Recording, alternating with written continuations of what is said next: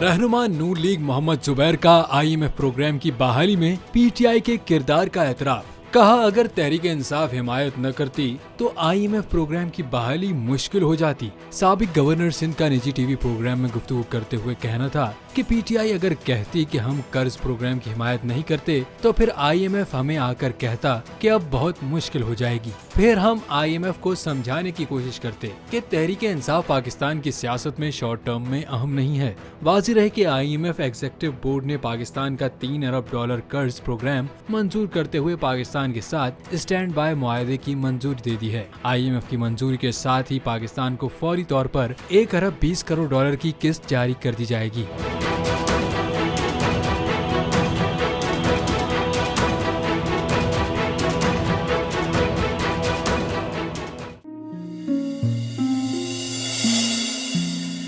अपना घर यूं मईशत का पहिया भी घूमेगा, मजदूर भी सर उठा के जिएगा।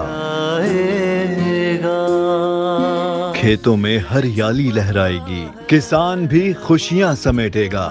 है वक्त गुजर उम्मीद के चिराग जलते रहेंगे, महंगाई से भी जान छूटेगी। फैसले की घड़ी पाकिस्तान जीता है और पाकिस्तान ही जीतेगा।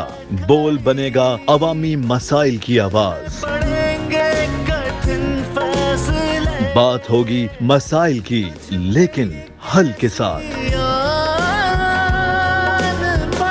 देखिए खुसूसी नशरियात मिशन मईशत बुध के रोज 1 बजे सिर्फ बोल न्यूज पर।